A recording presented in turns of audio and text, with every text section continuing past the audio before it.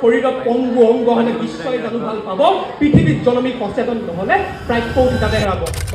নৈৰাজ্যবাদৰ ধাৰণাত প্ৰত্যেকখন ৰাষ্ট্ৰই নিজৰ স্বাৰ্থ পূৰণ কৰা ধাৰণাটোৰ ওপৰতহে অত্যাধিক গুৰুত্ব প্ৰদান কৰা দেখিবলৈ পোৱা যায়। ঠিক একেদৰে মাননীয় অধ্যক্ষ মহোদয় অৰ্থনৈতিক নিষেধাজ্ঞা ধাৰণাটোৰ কিন্তু কোনো ধৰণৰ নিৰ্দিষ্টতা থকা দেখিবলৈ পোৱা নাযায়। উদাহৰণস্বৰূপে 2003 চনত যেতিয়া আমেৰিকা যুক্তৰাষ্ট্ৰই ইৰাকৰ ওপৰত আগ্ৰাসনমূলক কাৰ্যত লিপ্ত হৈছিল, বা 1999 চনত যেতিয়া নাটোৱে কোছোভোৰ ওপৰত আগ্ৰাসনমূলক কাৰ্যত লিপ্ত হৈছিল, তেতিয়া কিন্তু এই ৰাষ্ট্ৰসমূহ বা এই সংগঠনসমূহৰ ওপৰত কোনো ধৰণৰ অৰ্থনৈতিক নিষেধাজ্ঞা আৰোপ কৰা দেখিবলৈ পোৱা নগৈছিল। অৰ্থাৎ মাননীয় অধ্যক্ষ মহোদয় য'ত নেকি আগ্ৰাসনমূলক কাৰ্যকলাপৰ কোনো নিৰ্দিষ্ট সংজ্ঞাই দেখিবলৈ পোৱা নাযায়, য'ত নেকি কোনখন ৰাষ্ট্ৰই বা কোনটো সংগঠনে আন কোনখন ৰাষ্ট্ৰৰ ওপৰত কেতিয়া অৰ্থনৈতিক নিষেধাজ্ঞা আৰোপ কৰিব পাৰিব তাৰো কোনো নিৰ্দিষ্টতা থকা দেখিবলৈ পোৱা নাযায়, তেনে এটা প্ৰেক্ষাপটত সেই একেই আগ্ৰাসনমূলক কাৰ্যকলাপ, সেই একেই অৰ্থনৈতিক নিষেধাজ্ঞাৰ জৰিয়তে আকৌ বিশ্বজুৰি অস্থিৰতাৰ সৃষ্টি হ'ব পাৰে বুলি ভবা আৰু কোনো ভুৱা প্ৰতিষ্ঠানত পইচা বিনিয়োগ কৰি 21 দিনত দুগুণ হ'ব পাৰে বুলি ভাবি হাত সাৱটি বহি থকা একেই কথা মাননীয় অধ্যক্ষ মহোদয়। ইয়াৰ উপৰিও মাননীয় অধ্যক্ষ মহোদয় বৰ্তমানৰ যুগটো হৈছে নৈক্য উদাৰীকৰণৰ যুগ,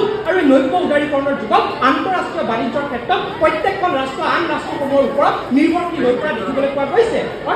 উদাহৰণস্বৰূপে মাননীয় অধ্যক্ষ মহোদয় আমেৰিকা যুক্তৰাষ্ট্ৰ আৰু ইৰাণৰ মাজত আনুষ্ঠানিক সম্পৰ্ক বেয়া হয় কিয় মাননীয় অধ্যক্ষ মহোদয় বাংলাদেশ বা চীনৰ বাবে ভাৰতবৰ্ষ হৈছে এখন বজাৰ, ঠিক একেদৰে ভাৰতবৰ্ষৰ বাবে বাংলাদেশ আৰু চীন হৈছে আন এখন বজাৰ।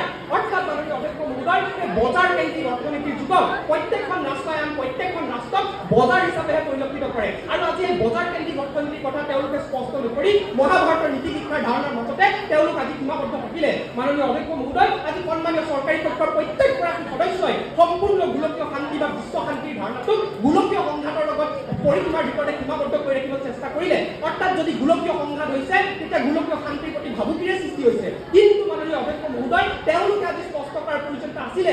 দ্বিতীয় বিশ্বযুদ্ধৰ পিছত যেতিয়া ইউৰোপীয় অংগ অংগ হ'লে বিশ্বই জানো ভাল পাব, পৃথিৱীত জনমী সচেতন নহ'লে প্ৰাপ্য তাতে হেৰাব। মাননীয় অধ্যক্ষ মহোদয় অৰ্থনৈতিক নিষেধাজ্ঞা শান্তি প্ৰতিষ্ঠা কৰিছে নে সংঘাতৰ সৃষ্টি কৰিছে সেইটো কথা গুৰুত্বপূৰ্ণ নহয়, অৰ্থনৈতিক নিষেধাজ্ঞা প্ৰাসংগিক হয় নে নহয় সেইটোহে গুৰুত্বপূৰ্ণ কথা, সেইটোহে গুৰুত্বপূৰ্ণ কথা। ধন্যবাদ মাননীয় অধ্যক্ষ মহোদয়, ধন্যবাদ মহামান্য সদন।